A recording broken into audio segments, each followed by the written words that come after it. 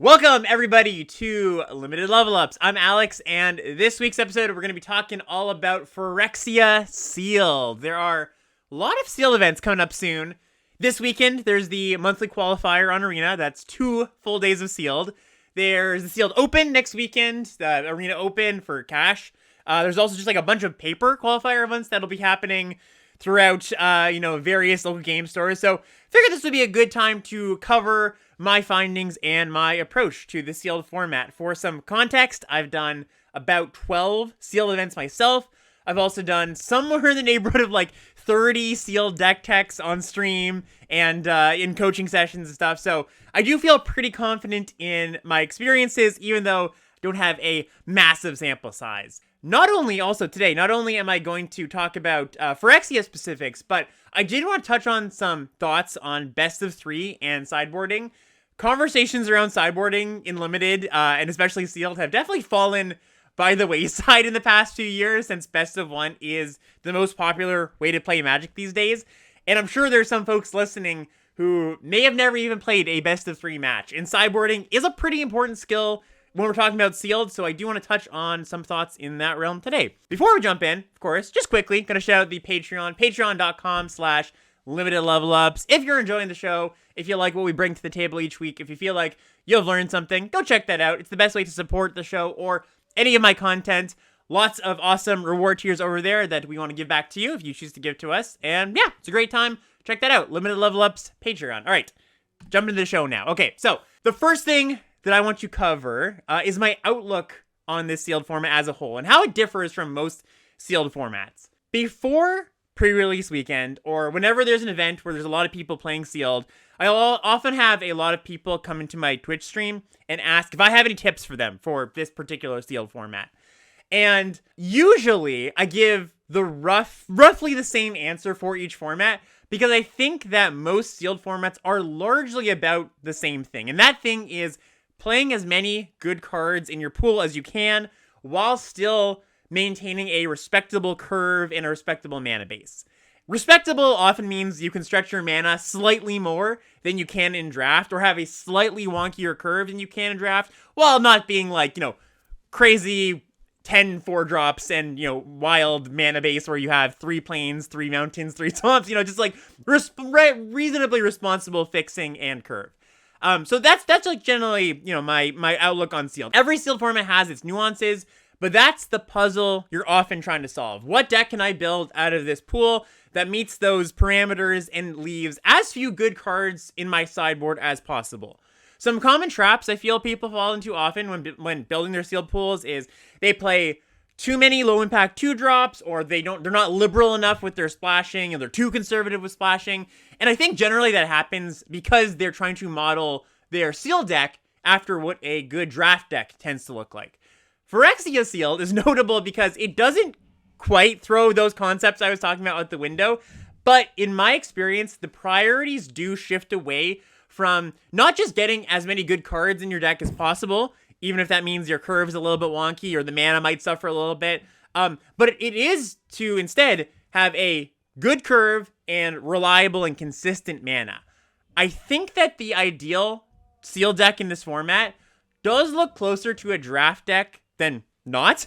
And you could say that's true about most Sealed formats, that you'd love to just have a deck that looks close to a draft deck. But I bring it up here as a distinction because I think it happens more often, and the option for you to build that kind of deck is available more frequently than in other formats. A big part of what shapes a Sealed metagame, and just the kind of decks you expect to open and see on the other side of the battlefield, is what the average card pool consists of. If you're in a format where the set doesn't have many good 2-drops or cheap cards in general, it's going to be a slower format where all the things that I was talking about, all those concepts, you want to keep those in mind when you're building, because, if you don't have a 2-drop on 2 or you stumble on your mana, it's not the worst thing in the world, because your opponent's not often going to be pressuring you. And when people aren't playing 6, 7, 8 2-drops, well, you don't have to as well, right? But in this format, it just so happens that there are a lot of really good cheap cards, and so people are going to be drawn to those cards as cards that make them want to play a certain color, and you're going to be under pressure more often than you would in most Sealed formats. For reference, 17lands.com has the average sealed game in this format going to around 8.5 turns, which is still a shorter game length than most draft games of other formats. Not sealed games, most draft games. So this format is faster in sealed than a lot of other formats are in draft. So just something to kind of frame what I'm talking about here. Also worth noting that, I was talking about how your good decks are going to look closer to draft decks than not. A lot of the cards if you just look at the stats on 17 lands for how good they're performing in sealed and how good they are, compared to how well they're performing in draft, the list of top commons and top uncommons looks pretty similar. Like, there's like a few notable exceptions here and there. I'm going to talk about some of them, but most of the cards that are performing well in draft also perform really well in sealed. Now, this doesn't change the fact that you still do want to play as many good cards as you possibly can. It does mean, though, that you shouldn't forsake the integrity of your curve and your mana base to do so, where I might in some other formats. For example, I had a deck, it was the play-in qualifier that I played, a green-white deck I had here. And it does have a White Sun's Twilight and 2 Argenta Masticores as bombs, but I didn't draw the White Sun's Twilight almost ever. I drew it once, and it was my one losing game. But the deck I have here is just like a green-white toxic beatdown deck that you might draft, in a draft pool. And it's notable because my white is pretty deep. I've got like 2 Indoctrination Attendants, an Annex Sentry, the White Sun's Twilight, like I mentioned, Planner Disruption, Crawling Chorus, your typical white toxic aggro creatures. But I paired it with green, not only because there are, just like a few things that support the poison plan. I have a Venerated Rot Priest, which is the rare green 1-drop that whenever somebody targets it, they get a poison counter, or your opponent gets a poison counter whenever somebody targets it. I've got some Branch Blade Stalkers, the 3/1 toxic creature, Viral Spawning, the uncommon that makes a 3/3. You can flash it back if your opponent's corrupted. Obviously, it sounds like that deck is pretty synergistic, and it's got a good curve. It's got like 8 things to do before turn 3. But in the building of this deck, I could have chosen to play a white-black deck that had a black bomb. I think it was an Archfiend of the Dross, the 6/6 for 4 mana. And I didn't do that because I felt it was better to play this deck that had good synergies and a good 2-drop slot, whereas the black deck would have had a much worse curve, even though I could have played the bomb. So it was a close decision. I don't think it was clear-cut, but I ended up deciding that the good curve in this deck was worth not playing my bomb. And for some reference and context here, I would have only had about like 4 or 5 things I could have played before turn 3 in that black deck, because my white doesn't provide that much to my early game. It's mostly the green cards that provide a lot to my early game, and the black cards didn't either. So that's just an example, a notable example of how I'm thinking about this format a little bit differently.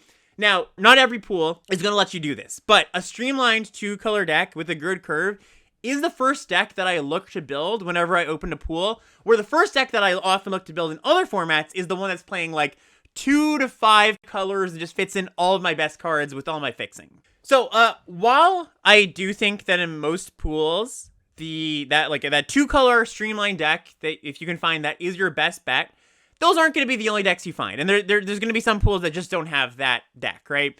I want to talk about the other deck variants that I've been building in my sealed pools. And those variants, they generally fall into 3 big buckets you can think about. And these are the 3 big decks I think you're going to want to look for. So, number 1 is that streamlined 2-color deck that I just mentioned. Just to touch on it a little bit more, I think often it's going to be red-white, green-white, or green-red, just because those 3 colors have the highest density of good cards, right? Like, generally, if you're looking for your deepest colors in sealed, you're just going to often end up in the colors that, in the set in general, have the most good cards, because you're most likely to open those good cards in those colors. That means that blue usually isn't a base color. I have noticed that black is a base color more often than I would have anticipated, considering how poorly it is performing in draft. I'm going to get to that in a second, but I do think that this is like, when I'm trying to build those streamlined decks, green-red, white-green, red-white. And those are going to be some pretty easy default decks. There's a deck in front of me here. It's got a Miglos. It's a red-green deck with a Miglos, which is the rare. It's got a Cinder Slash Ravager, and it's just got a smattering of good creatures, good green-red creatures you would find in a draft deck. The Furnace Striders, Lattice Blade Mantis, good number of 2-drops, Evolving, Adaptive. It's just kind of the classic cards you might expect to see in your red-green draft decks. Nothing is going to be too different from what you would expect to see there. The second big bucket of decks that I think you're going to see is 2 colors and a splash. Often you'll end up here, one of 2 reasons. One, you've got a pretty good base in 2 colors. The deck I have in front of me is a good red-black deck. It's got a bunch of black removal, pretty good red creatures, but you might need to splash if the last few cards in your deck just aren't good enough. So often when like cards 20 to 23 are kind of crappy, you know, they're just like cards you would really prefer not to play in your draft decks, or just like cards you're like, ugh, I have to play this. This is very unexciting. For example, you have a black-red deck, and it doesn't care about toxic, and you have like a Pestilent Siphoner, right? The 2-mana 1/1 toxic flyer. You'd prefer not to play that card because it just doesn't do that much. Maybe it trades the next one, but if your deck doesn't care about toxic at all, low on the list of priorities for your deck. And so to fill in those last 3 slots, I will often splash if I have the fixing, right? That's going to be like, well, I'm not just going to do it. I'm not just going to throw in 3 forests into this red-black deck. But what I ended up doing to fill out the last few spots in this red-black deck, where I had 20 good cards instead of 23, is I played a Dune Mover, a Prophetic Prism, and a Cinderslash Ravager. And I also have a Terramorphic Expanse in there, so I've got my 3 sources of green to splash pretty comfortably. And that's what I often find I'm doing, because that Streamlined 2-color deck where you're not splashing at all, that happens maybe like 30-40% of the time, I'd say. And then another like 30-40% of the time you end up here where it's like, yeah, I just don't want to be playing these crappy last 3 cards, and I've got a bit of fixing, so I'm going to juice up this deck with some good cards of another color. Also, you might want to consider this 2-color and a splash deck if not only your last 3 cards are kind of junky, maybe they aren't that junky, maybe they're just like, okay, they're okay cards, but you're not thrilled about them, and it's like Shrapnel Slinger, just like a 2-mana 2/2 with a minor ability. But you do have some really good cards in your pool and you do have the fixing. So I do think it's reasonable to add that 3rd color if you think that even if you have 23 okay playables, I'm not suggesting don't splash. I'm just saying don't make it your default. So if you've got a Cinderslash Ravager or a War Whip, a Bladehold War Whip, or just a good rare, yeah, certainly put that in your deck. You should definitely still play that in your 2-color deck, only if you have the fixing though, right? You do want to make sure you've got 3 or 4 sources. Again, you're not just throwing in 3 forests to cast that Ravager. And then the last bucket you kind of end up in is multicolor. I want to call it good stuff, but sometimes it's multicolor medium stuff. So you end up in a multicolor deck where you are kind of the classic sealed deck if, 1, you don't have a solid base in 2 colors, or 2, you have a ton of fixing and a ton of bombs. So I have a deck in front of me here that had a blue-green base, but it didn't quite get there. Blue and green were my deepest colors, which is, you know, really odd to say because like I was saying before, blue is often not deep enough to be a base color. But my pool was so scattered that that's the way it was. I had a lot of artifacts I didn't really want to play. I had a lot of gold cards that I couldn't play. And so what I ended up doing was blue-green as my base, but that only got me to like 17 playables. And so I ended up kind of heavily splashing for some black cards and a white card even. I have a Venser Corpse Puppet, which is the rare thing that pays you off for proliferating. I'm splashing 2 Infectious Inquiry, which is kind of a weird splash. It's the black draw 2, lose 2 life. I'm splashing an Ossification, which is the white removal spell. And I've got like 5 or 6 multicolor fixers in this deck. So this is another, like, if you're just like really pulling your hair out, trying to figure out, hey, what is my base 2-color deck? I can't find that. I can't find a good base in 2 colors. You might want to liberally splash for a few good cards of another color. This isn't ideal, but it's a solution to a problem you might have to solve. The other reason you might end up in a multicolor good stuff deck is if you do have both a lot of fixing and a lot of bombs. I still want to try to play as many good cards as possible. That's definitely something that's just going to be true for any sealed format. And sometimes you have enough fixing that you can just play bombs of 3 or 4 colors. Now, when I say you have enough fixing, I'm probably talking like 5 or 6 multicolored fixers, Prophetic Prisms, Armored Scrap Gorger, which is the green mana ramp creature that puts oil on itself and turns into a 3/3, Terramorphic Expanse, all these classic 5 or multicolor fixers. If you're not there, you should probably dial back how many things you are splashing. But if you are there, yeah, play all your good cards. I do think it's reasonable. Again, this is kind of the, not the default still, but in those pools that don't have that good 2-color or 2-color in a splash deck, you can go here. I will say though, sometimes you open pools that the best deck, it's actually kind of tricky to figure out. Should I just play the good 2-color streamlined deck, or should I play the deck that's splashing a bunch and has all of my bombs in? Sometimes you actually do end up with a really good pool where you could play one or the other. You're not playing multicolor because you have to. You're playing multicolor because it's an option to you because you have a lot of fixing. In those spots, should you play the multicolor deck or should you play the good 2-color streamlined deck? Kind of hard to say. I probably can't give you the answer here. That's going to be a judgment call you have to make on your own. I think a lot of the things I'm talking through are like, well, if you don't have this, do this. If you don't have this, do this. But I have a good multicolor deck and I have a good non-multicolor 2-color streamlined deck with a good curve. Those have been the trickiest pools for me, where I'm not 100% sure which one I should play, and it's going to vary from pool to pool. So just some thoughts on how your pools generally end up lying out when you spread out your cards. Those are, like I said, those 3 main buckets. 2-color streamlined, 2-color and a light splash, and multicolor. I have an example here. This isn't actually my deck, but this is a deck that I pulled from 17 lands.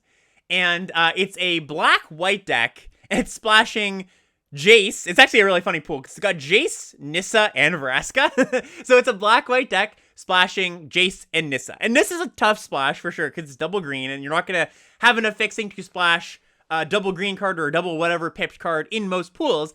But this pool here, they've got, about, I would say, 15 black and white cards that are solid, but they do have enough multicolor sources where I feel like the splash here is actually reasonable. They've got triple Prophetic Prism, double Dune Mover, a Terramorphic Expanse, and a decent amount of card filtering. So, just like, here's an example of don't cut off this possibility. I don't have this person's pool. Actually, I could probably look at it if I went back to this link where I found this deck.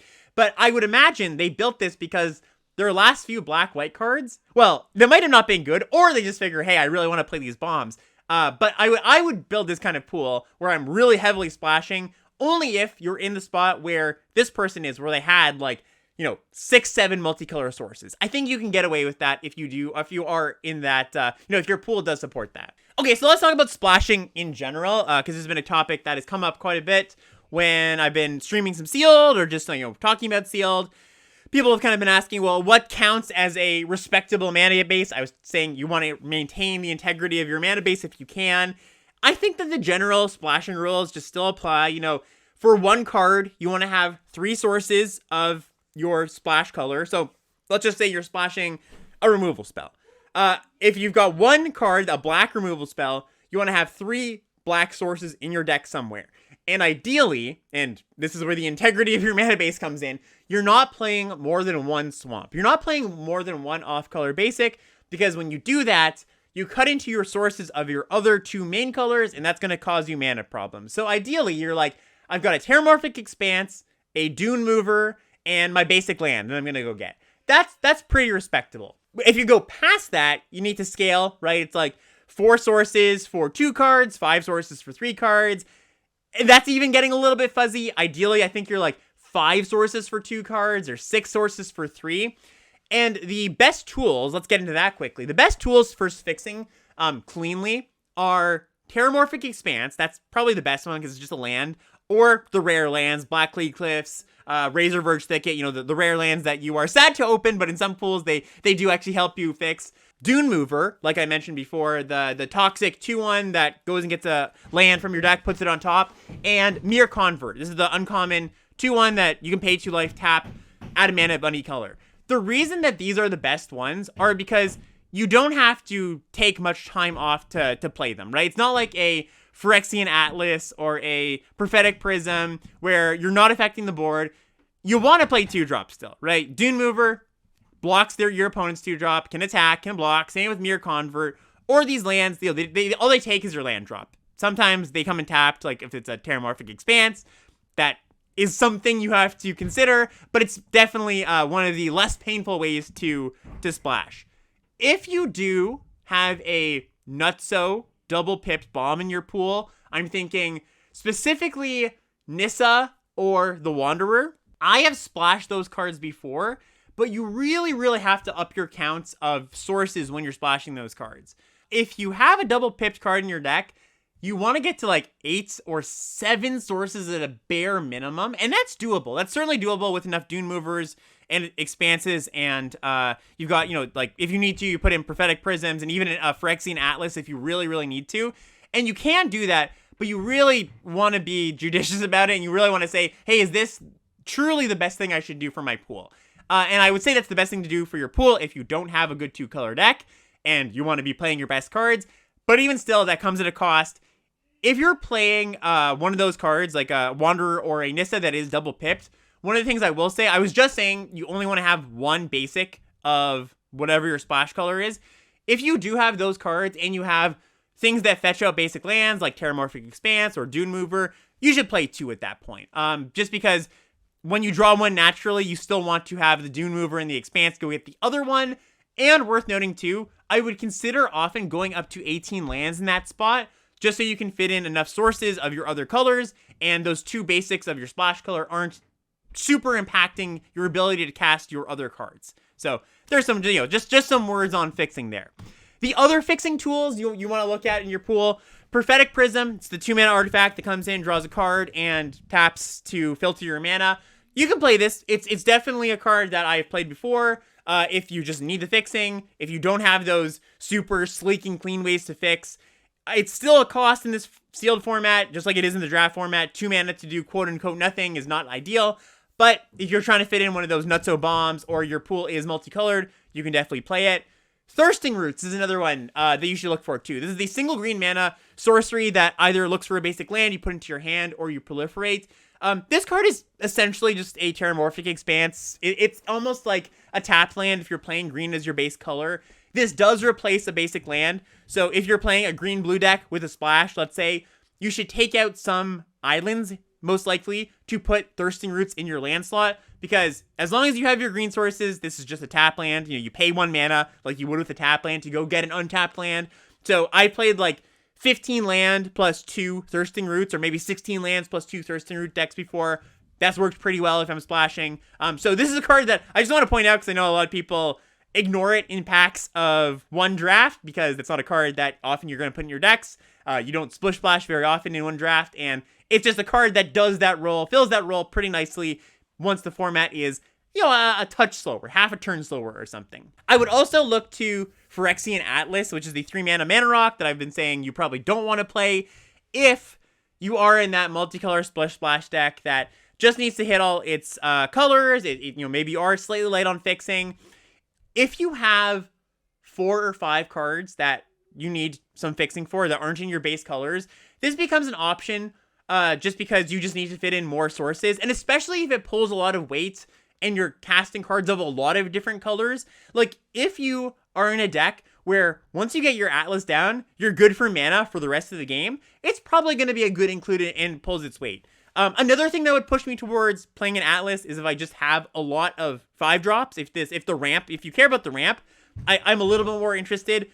Also, if I have a lot of 1-drops, I'm interested in Atlas a little bit more, because if you have Atlas on turn 3, and you can still hold up like a Hexgold Slash or something to interact on board, then it does definitely offset the cost of playing this for 3 mana on turn 3 and not affecting the board. So a low tier fixer in the grand scheme of things, but definitely has its spots if you need it, or if your deck is constructed in a certain way. One more thing to note when you're splashing is that cards that help you see more cards, that's definitely something you want to consider. So something like a Contagious Vorak, which is the 3/3 that looks at the top cards, 4 cards in your library, gets a land, or something like Experimental Augury, which is the 1 in a blue instant that looks at the top 3 cards.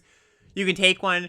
That helps you fudge the numbers on your sources of mana a little bit. Like, just seeing more cards will mean that you cast your cards a little bit more often and find the sources for those cards a little bit more often. I wouldn't count Contagious Vorak or Experimental Augury as a full source of mana, but it's like 0.4 of a source, 0.5 of a source, sort of, which is really hard to factor in when you're like, okay, well, do I have enough fixing to splash this card?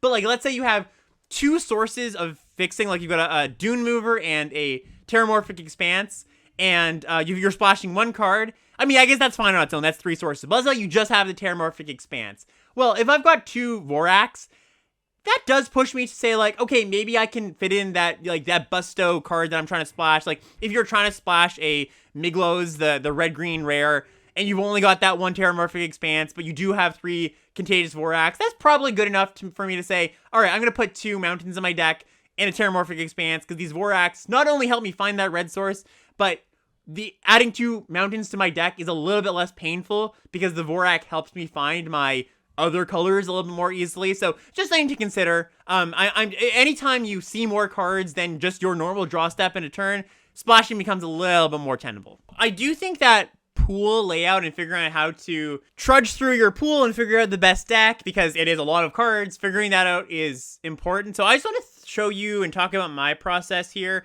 For people who are watching on YouTube, it's going to be a little bit easier to visualize, but for folks that are just listening, it shouldn't be too hard. First of all, my big tip that I always say, and if you're not doing this already, you definitely should, is don't build your deck in the Arena Deck Builder. It takes less than a minute to export your deck and put it into sealeddeck.tech. I'm going to put the link to that in the description of this video and podcast. But sealeddeck.tech, T-E-C-H, the best way to look at your sealed pool. It just lets you filter your cards, lets you see them all at once, which is a bit, it's almost like you're playing paper where you can see all the cards laid out. Arena's problem is that all the cards are always squished into multiple screens and you have to scroll to find them, and it's very hard to see your full pool and how the things fit together, and it's just difficult to group them by color or rarity or stuff like that. So sealeddeck.tech, if you've never done that before, what you want to do is you open up your sealed pool on Arena, you export all the cards by putting some number of them into your pool, saving your deck. At the screen where you enter the sealed event, like where it shows how many wins you have, there's going to be a little thing above your deck box that says add to decks. You press that, you go to your decks, just your Arena decks, and you find the deck, and it says export. There's a little thing at the bottom, little icon at the bottom. That'll give you a thing on your clipboard. It'll automatically copy. You paste that into sealeddeck.tech. So here's the way, I've got a pool here, and here's the way that I lay out my pools.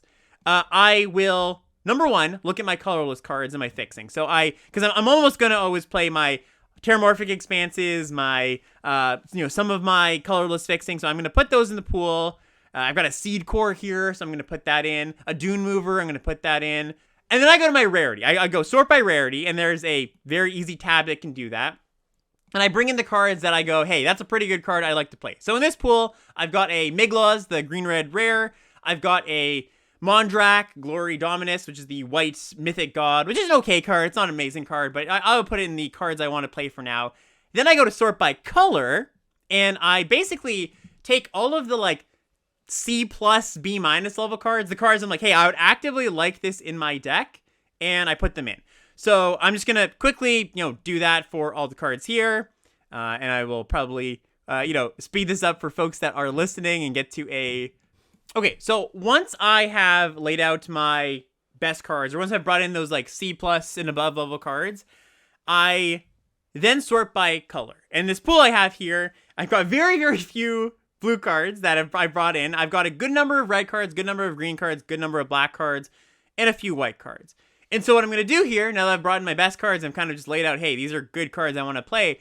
I'll then say, hey, can I build a good 2-color deck out of my deepest color? So let's just do red and green here, because that is the deepest colors. So I'm just going to bring the non-red and green cards to the sideboard quickly, and go sort of mana value, and it looks pretty good. I'm definitely missing some playables. I've got about 16 playables right now, and so once I say, hey, I've only got 16 playables in my deepest colors, this deck probably falls into the bucket of I should be 2 colors and a reasonable splash. Because if I look at my splashing, I've got Dune Mover, Expanse, X2, and Seed Core as fixing tools. So I can probably splash a good number of black cards, because that's my 3rd deepest color here.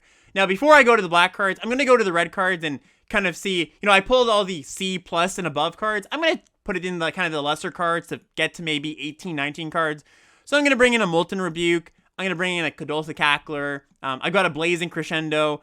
That brings me up to 19 cards. And then I just bring in some of the black cards. So I've got a Anointed Affliction. I've got Cruel Grimnarch, which is a fine top-end splash card if you've got the fixing. I've got double Annihilating Glare, which would be fine, wouldn't be bad. I wonder if like the last card in this pool might be a black card, it might be another green card, it might be a colorless card. Like for example, I could maybe bring in a Skull Bomb or something. But that's basically my process. If I had that straight 2-color deck in this pool, I didn't need to play back cards, I would very easily see that because I just brought in my best cards and I could say, hey, green or red, those are my deepest colors.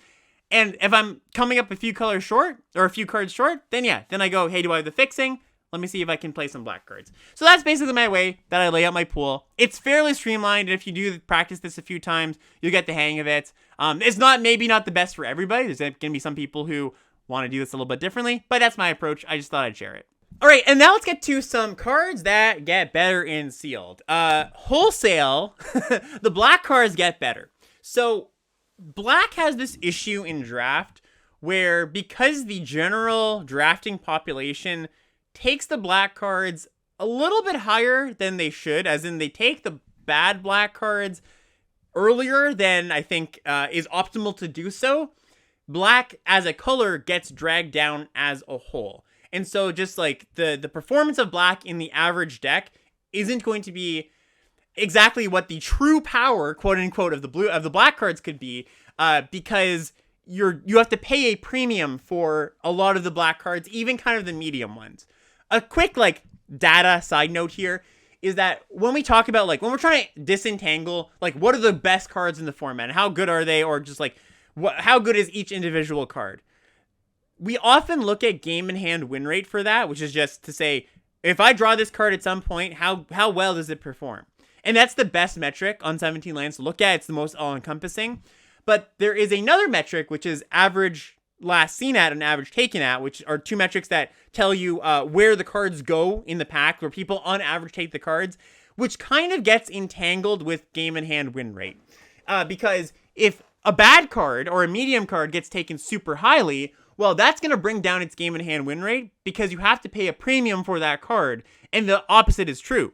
If a really good card or a pretty good card goes late, well, it's even going to be better than its quote unquote true power, whatever that really means, because you're going to get that card almost for free. And a good example is the red cards in this format for the first week or two of the format went super late. You get Chimney Rabbles and Furnace Striders almost last pick because people didn't value those cards. So those cards were even better than they might otherwise be if people were taking them third, fourth, fifth pick. With black, because in sealed, you just get what you get.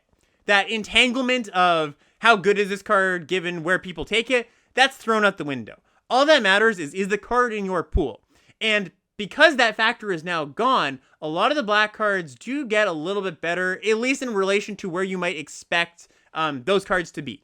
Whatever you have in your head, there's certain cards that you kind of might associate with not so good because it is a black card, and the black cards aren't generally, they don't come together as cohesive to make a good deck.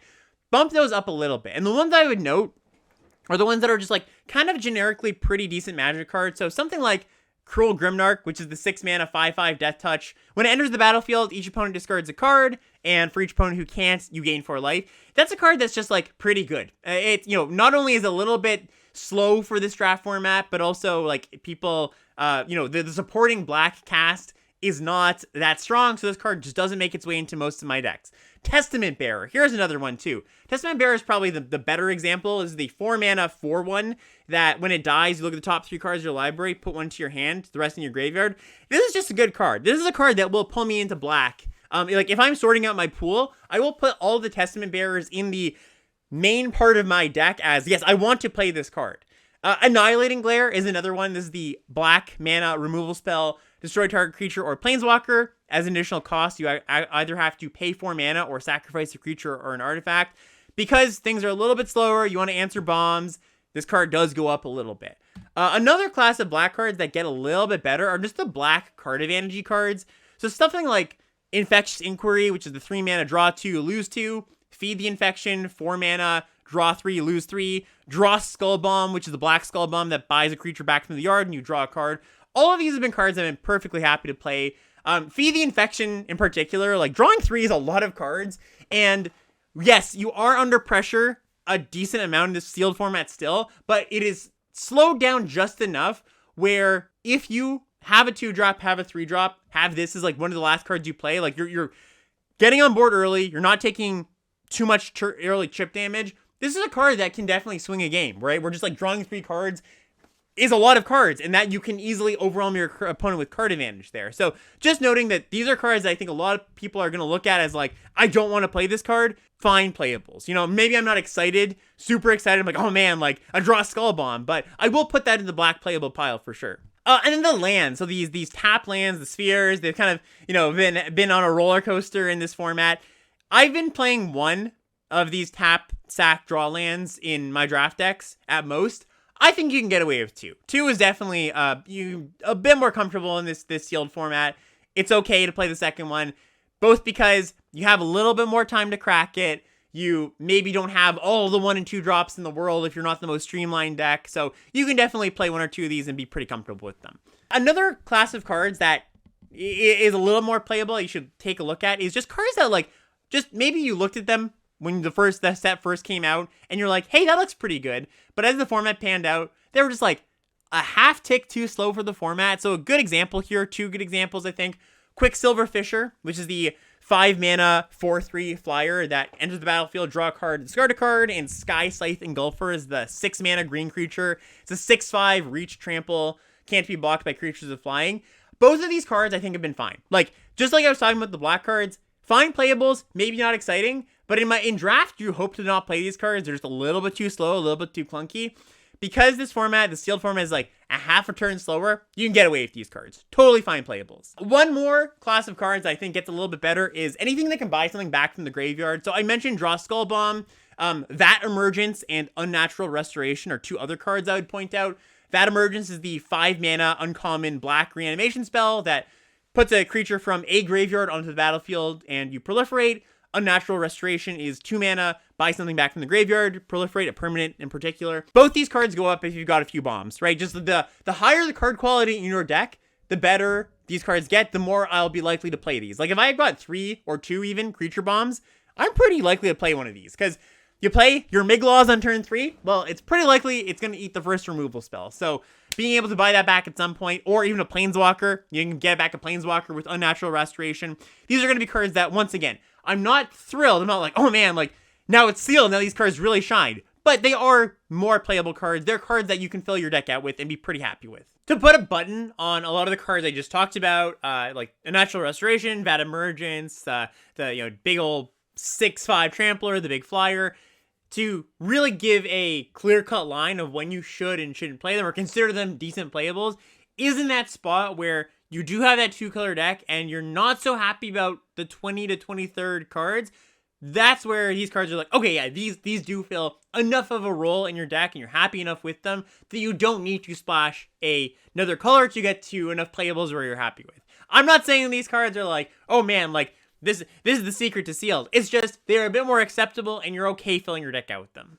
Okay, so that is my overview for the specifics of this format.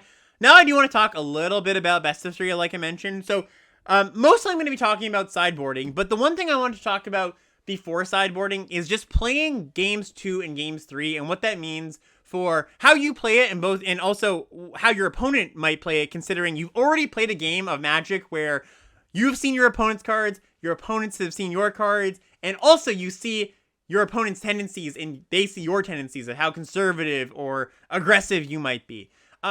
Basically, when you play your games 2 and games 3, you gotta remember that your opponent's not dumb.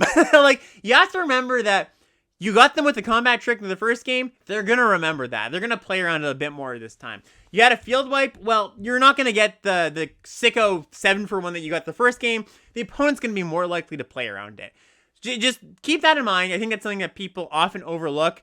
They often forget that, hey, this is not just a game 1. My opponents are going to be much more interactive as well, or know the right cards to interact with. They know when they should save their removal spells because you have a bomb. That's another thing too, right? Sometimes your opponents are going to be like, okay, I kill your 2-drop, kill your 3-drop.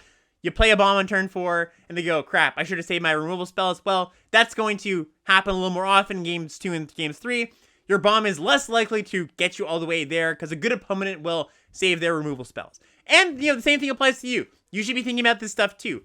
Think about the cards your opponent played in game 1. One thing I would really, really recommend when you go to sideboarding is look at the victory, hopefully victory screen, or defeat screen, because you can still see their graveyard, right? Either take a snapshot of that so you can have referencing, you have a point of reference for when you go into the next games, or just like, as you're sideboarding, go, okay, yeah, I forgot they had that card. Maybe I should bring this card in for that. So information is a really, really big part of your games 2 and games 3. Don't overlook it. Okay, and then, like I said, sideboarding is the biggest thing, and I do want to cover types of sideboarding or types of sideboard cards, because it's not just about I bring in my Carnivorous Canopy when they have flyers, or I bring in my Vanish into Eternity when they have a Planeswalker or an artifact. There are a lot of different kinds of sideboarding techniques and a lot of different kinds of tools you can bring. So the classic sideboard cards, yes, like I just mentioned, Carnivorous Canopy when they have flyers, Vanish to Eternity, which is the 3 2 whites instant 3-mana spell that exiles target non-land permanent. This spell costs 3 more to cast if it targets a creature. I have found this card, not that I'm excited to play it by any means in my white decks.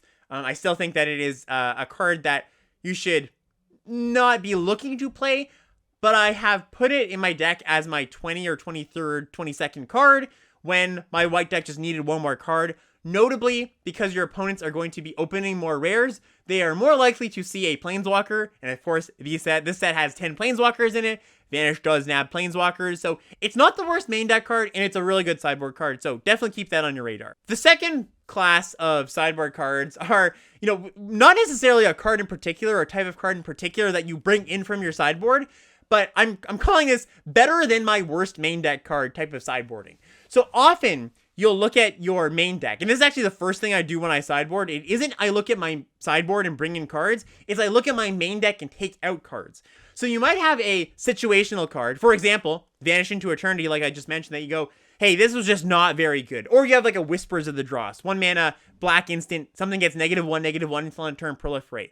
If they just had no targets for this, and you felt like the combat situations weren't happening in a way where you felt like you could kill one of your opponent's creatures with this, you should probably just take it out. And that's the number one place I go after game 1 is done. I go, what was bad in that game? More than what is good for my sideboard. Because often, you'll take out Whispers of the Dross or Vanish into Eternity and just put in, a Tyrannex Atrocity, right? The 5 mana 4/4 haste toxic 3. That's not a great card, but it's probably going to do better in your deck in that matchup than a card that was stuck in your hand most of the game. Or just like, any reasonable card that you left out. They were like, hey, this isn't an exciting card, but it's going to be better than something that I just couldn't cast. So that's something to definitely look at first. Look at what is your worst card rather than what do I want to bring in first as your sideboarding. Another class of cards when I'm looking at sideboarding, or another type of sideboarding, is bigger and smaller cards. So what I mean by this is sometimes you're just going to want to bring in more 2-drops, and sometimes you're going to want to bring in more 6-drops.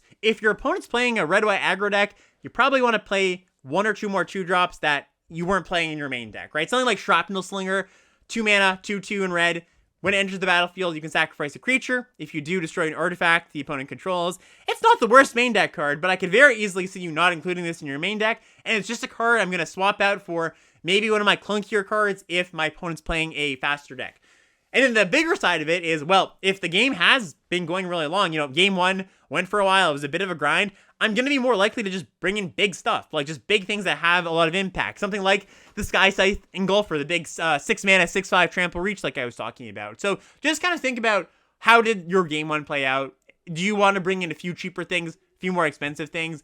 It's not like the clear-cut sideboarding cards like Carnivorous Canopy or Vanish into Eternity were, but I do sideboard like this more often than I sideboard those specific Silver Bullet sideboard cards, because it's just more common that your opponent will have a deck that leans one way. It's not as common that your opponent's going to be just like, well, I'm a dead center mid-range deck. I think they're often going to be either bunch of colors splashing or super focused in the middle, and these cards can really help improve your matchup, even more so than a point and click, hey, this card directly answers one of my opponent's cards, like a Carnivorous Canopy might. Another thing you want to think about is power and toughness matching. So what this means generally is, well, your opponent's got a lot of X1s. Maybe you bring in a Malcator's Watcher, which is the 2 mana 1/1 Vigilance Flyer that when it dies, you draw a card. This is a little bit tricky because it can be kind of difficult to predict exactly how things line up. Like if your opponent has a lot of X1 creatures and you bring in this card, well, they might just go the next game 2-2 and 2-3, like 2-3, and you're like, well, this didn't line up that well. So I would more consider this something you bring in, an offshoot of the what's my worst card in my deck? Can I bring in something else? Rather than something I'm actively looking to do where it's like, well, they had a bunch of 3-3s, I'm going to bring in 3-4s. It's hard to do that just because it's rare that your opponent's entire deck is just going to be like 7 3-3s or whatever, so you bring in a 3-4, right? Often they're going to have varied power and toughnesses, so this isn't as common as a different type of sideboarding, but it is effective when you do notice your opponent has a density of 3-3s or X1s, and you can match their power and toughness pretty nicely. Second last type of sideboarding tip I want to touch on here is good cards to bring in versus tricks or equipment. So if your opponent is a aggro deck, they likely have some tricks in there. Some tricks, some equipment, ways to push damage. And the way you want to fight against tricks generally are cards that have high power. You would think against an aggressive deck, you want to bring in cards that have high toughness. But because that plays poorly into your opponent's tricks, like a 1-3, for example, an Inconstant Synthesizer, the 2-mana 1-3 that puts oil on itself when you cast it on creature, and as long as it has 4 oil counters, it becomes a 3-3 unblockable. That's the kind of card that's pretty poor against combat tricks because they have a 2-2, and you block and they go, okay, I use my trick. I mean, it's not the worst thing in the world, but there's a lot of tricks that generate value in this format, like Blazing Crescendo, Complete Devotion. You don't want to be put in the spot where your opponent goes, great, I can use my trick freely here because their blocker was a low power, high toughness blocker. Instead, you probably want stuff like Chrome Prowler, which is a 3-mana 3-2, which, it's not like the most exciting thing in the world, but if your blue defensive deck has a lot of high toughness things, high toughness, low power things, bring in a higher powered creature because that will help you trade against all the other tricks. Gitaxian Raptor is another really good example of this. The 1/4 flyer that you can pump. It's got oil on it. You can remove an oil counter to give it +1, -1. This thing wins combats against tricks all the time. So just something to consider. Maybe the better way to put this is if your opponent is an aggro deck, don't just rely on high toughness creatures because that's often not the way you want to thwart their plans. It's not an effective plan against a bunch of the damage pushing tools in this format. And then the last thing I want to touch on before we get to a Q&A is the deck swap. So sometimes if you're very lucky, you'll have 2 decks in your pool that are comparable in power. You're going to decide, hey, this deck is better. Deck A is better than deck B, and that's what you're going to submit for your deck, your main deck. But sometimes it is best to swap out that deck completely for game 2. Mainly when I do this, it's because I am a slower deck, and my opponent's deck in game 1 was a better slow deck than I was. Because if you have got 2 slow decks going against each other, and your opponent's just got 2 more bombs than you do, well, you're probably not going to win the late game. And if your deck's trying to get to the late game, that's just not going to be a reliable plan. So, you swap into a faster deck, an aggro deck that tries to compete on a different axis. The thing I would warn against is don't just deck swap because you can. Like, I know a lot of people are like, ooh, they kind of have the idea where it's like, oh, I get to pull one over my opponent. Surprise, I have a new deck. Well, if your deck 1 matched up well enough anyways against your opponent's deck 1, you should probably just play that deck 1. Like, there's a reason you chose deck A versus deck B, and the surprise equity you get isn't enough to justify a deck swap, because most likely deck A was just better. So that surprise equity isn't a good enough reason to swap, and I know that is something that is enticing to a lot of people. I feel very, very cool to be like, oh, I played a blue-green deck last game, and now I have a red-white aggro deck, and I caught my opponent off guard. If that red-white aggro deck you decide is just worse than the blue-green deck, you shouldn't just swap just because of that. And that's it. That's all I have to say for Sealed in this format. It's not that much different than Draft. There are some notable exceptions, but I do think if you are pretty good at this Draft format, or you have your legs in this Draft format, I don't think that you have to worry too much about how much different this Sealed format is.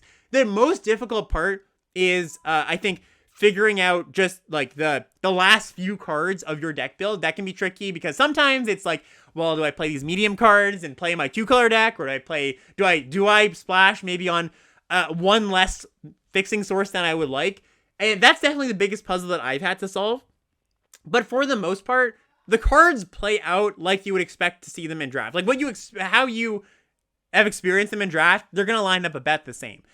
So I'm going to send it, as always, to Twitch chat for questions. If you've got any burning questions you want to ask, please do so. If you want to clarify anything I already touched on, do that as well. And yeah, we're going to send it to the floor for some questions. Okay, first question. When laying out all of your C+ cards, how do you account for synergy-dependent cards? Is it worth running D+/C level toxic creatures for toxic synergy density, for example? Yeah, that's a really good question. So generally, when I'm doing my first layout, I don't put in like a D or C- level toxic card just because it could have synergy purposes in my pool. That's more going to be a thing after I've laid out my best cards and I figure, okay, like these are just the best cards. I've identified those. I will then take it a step further and go, after I've built my best deck in my deepest colors, I'll then go, okay, is there any synergy considerations I am missing here or something I might have overlooked? And what that looks like sometimes is you have multiple kind of deep colors and you go, okay, my green-white deck, for example, it was a few playables short and maybe it had some good toxic synergies, but my green-red deck is just a little bit deeper.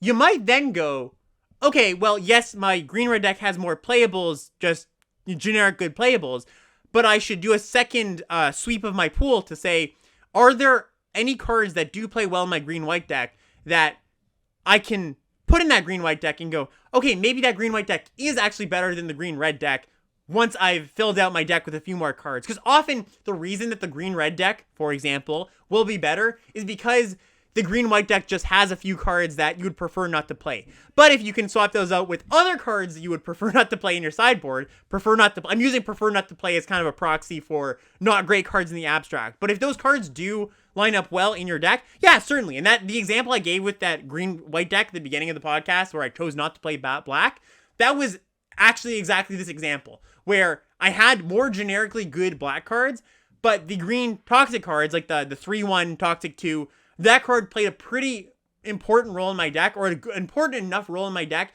because I had enough things I cared about toxic. So yeah, synergy is definitely a consideration, and it's often going to be the tiebreaker when you're trying to figure out that tricky spot like I was talking about. Do I play, this crappy 2-color deck, or this slightly better 2-color deck with a few splash cards? Sometimes the answer is, well, my crappy 2-color deck actually has a few less than good cards in the abstract of my sideboard that I can bring in for synergy purposes. A niche question. Noticed you were running Trawler Drake in Sealed.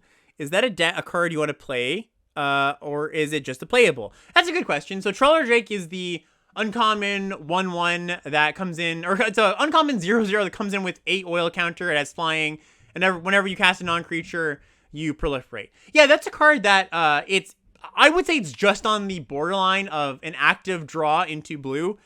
One of the problems with the card is often there's not going to be a lot of other cards that draw you into blue. Like, I've had pools with 25 blue playables, 25 blue cards. I won't call them playables. And there just wasn't enough cards that made me want to play blue as a base color. So if you have enough of the good blue cards, or maybe a few blue bombs, yeah, Trawler Drake's definitely a good card. I would qualify it as, like, you should put that in the section of your build where, yeah, you're putting you're separating the good cards, the actively good cards from the other cards. I would put that in the actively good cards pile. Should you be sideboarding differently on the draw versus on the play? Sometimes yes, but if you're not experienced in that, I might not worry about it too much.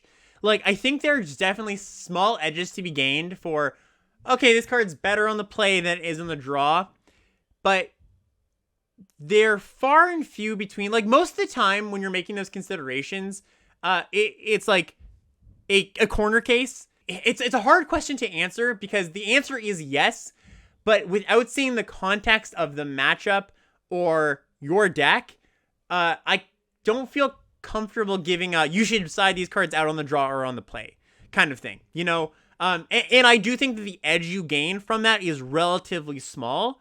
So yes, but don't worry about it too much, would be my answer to that. Yeah, that's a good one. So here's an actionable one that chat points out. Sideboarding out a land on the draw.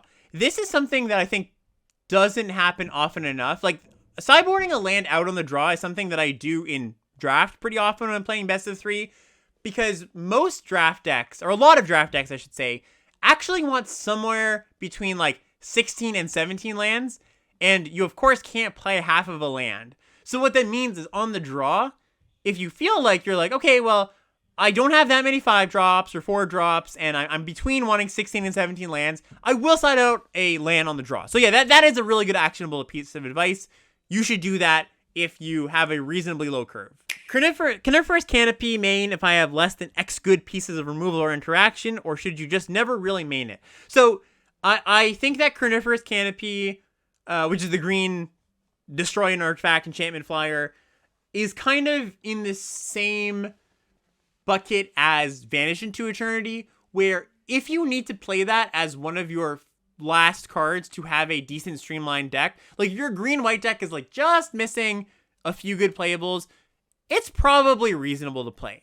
I wouldn't actively look to play it. I just think like you can play it if that means you don't have to stretch your mana for splashing for something else. Oh, here's a good question. Are there cards that get worse in Seal? Yeah, so I've definitely found that there are way more cards that get better than cards that get worse, considering that your goal is to kind of look like a draft deck. So most of the time, okay, so in some formats, the answer is yes, the medium 2-drops, the low impact 2-drops get worse. That's the most common answer. But in this sealed format, because you do still want to have a lot of cheap stuff, that's not as true. I think that there are matchups where that is true, and you can determine that after game 1. But for my main deck, because a lot of the matchups you will encounter are just going to play a 2-drop on 2 and sometimes a 1-drop on 1, that's not true for this format. So mostly no. I would say there's way more cards that get better than cards that get worse. All right, I think I'm going to pack up here. Thanks for hanging out, everybody. We have a lot of sealed events in the near future, like I mentioned. So if you are planning to play in those, I wish you the best of luck. And I'll also say, I didn't say this at the top of the show, and I usually do give some commentary on this, but I have been liking sealed. I think that while you are incentivized to get on board early still, I felt that the speed of the format, where it's just half a turn slower, does give you enough breathing room to play some cards that you wouldn't normally, like some of those black cards that I mentioned. So if you're looking for something a little bit different, even if you're not playing in one of these qualifier events, I'd give Seal a try, for sure. I definitely think that it breathes a little bit of life into the format if you're getting a little bit tired of the draft format. So I've been enjoying it, and I'm looking forward to playing in the event this weekend, next weekend, and I probably even am going to go to a few paper things. So thank you for watching, listening, and we'll see you next time. Bye, everybody.